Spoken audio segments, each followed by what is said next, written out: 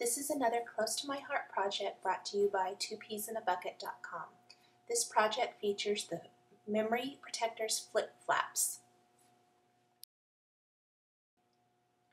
And here's what the flip flaps look like. They're just 4x6 sheet protectors and they have adhesive on the top, and I've slipped some photos in mine already. And you can see I've also printed some photo strips for my layout.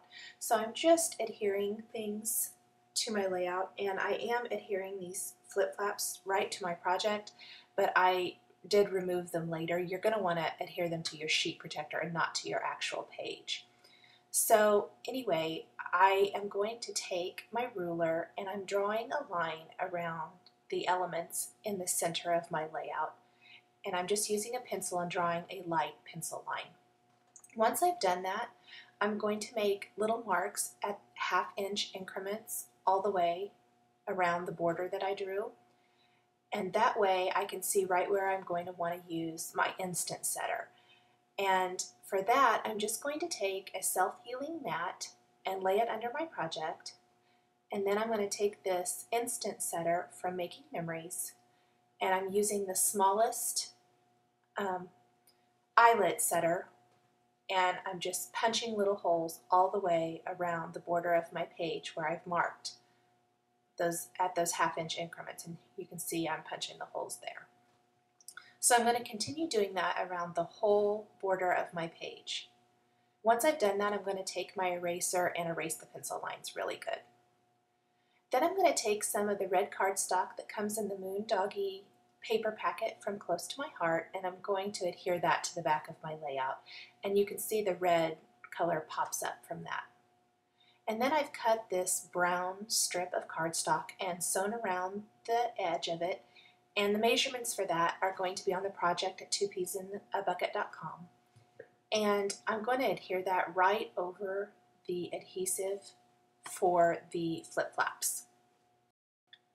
And here is some of the hardware from Close to My Heart, and these are the hinges, and they come in all kinds of different colors. I'm going to use the antique copper. I just thought those looked nice with my project, but they also come in like black, white, silver, antique silver, gold, and this antique copper.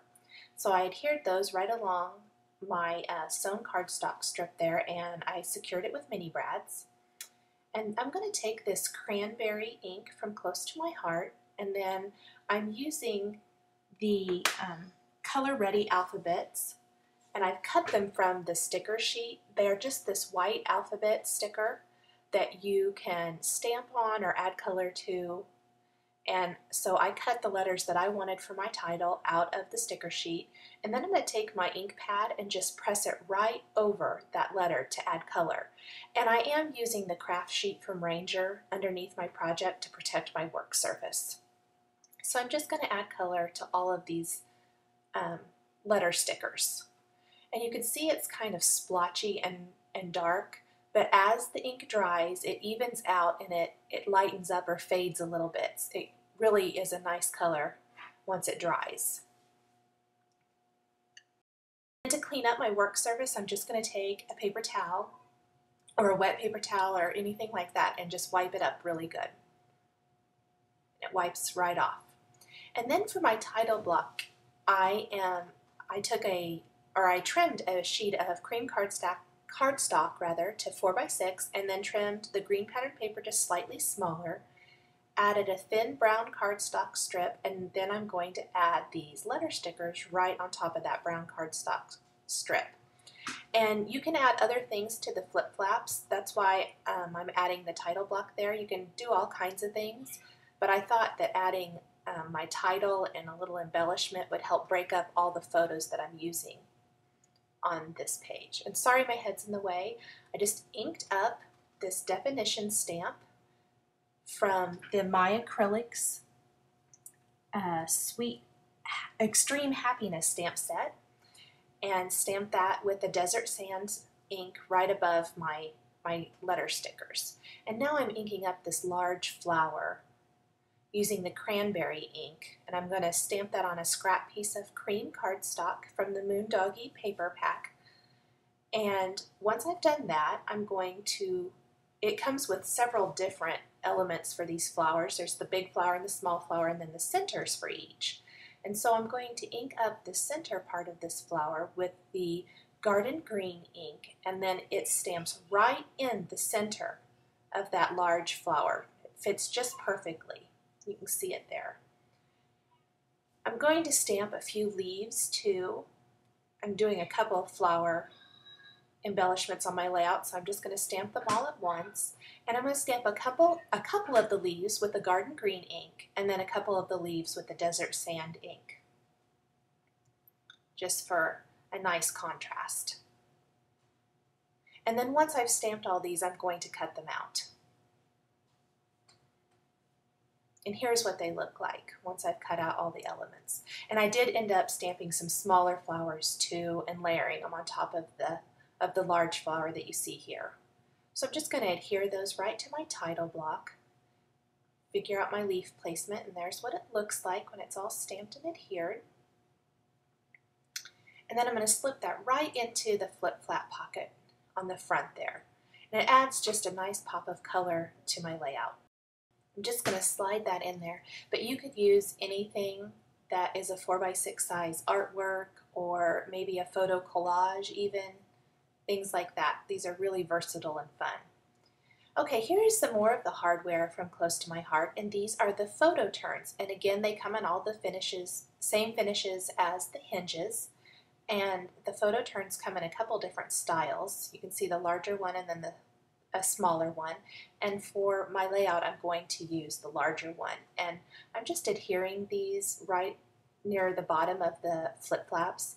It'll help keep the flip flaps down on the page. And like I said before, I will have to remove some of this stuff to adhere the flip flaps to the sheet protector here in a little bit, and I'll show you how I did that. And here is the right side of the page.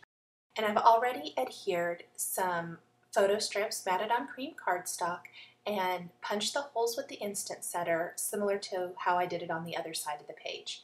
And I'm going to add some flip flaps here as well. I've printed my journaling on a Close to My Heart journaling spot, and I'm going to adhere that right to my background.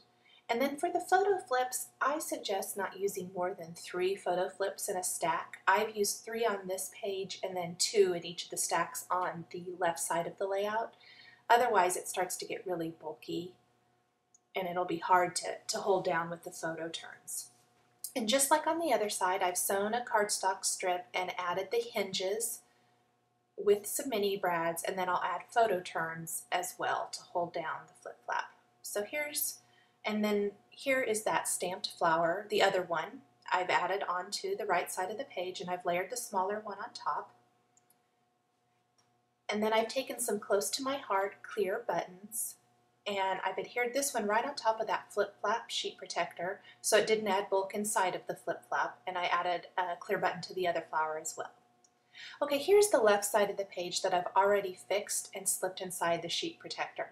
And what I had to do was remove the cardstock border and the flip flaps plus all of the hardware, and then adhere that through the front of the sheet protector and through my layout to hold it in place. But you can see now everything is protected. There's what's in the sheet protector, and then the flip flaps on top, just you can flip through those really easily and then hold it in place with your photo turns. So I'll show you how I fixed that and how I should have done it in the first place. What I'm going to have to do is remove all the hardware, so I'm just going to get all those mini brads pulled up and taken off, and then I'm going to carefully remove the flip flap. The adhesive does pull up pretty easily. I'm going to slip my layout right inside my sheet protector. You can see the background and where the holes are and things. Then I'll take my flip flap and adhere that right back over where it was before. And I'll poke some holes through the sheet protector. The holes are already there through my layout, so I'm just kind of guiding it through, and then I'll replace my mini brads, and that secures the flip flap and it'll hold it in place. Just a nice little element. And then I will also replace the photo turns through the front of that sheet protector there. So I hope you've enjoyed this video on creating interactive scrapbook layouts. Thanks for watching.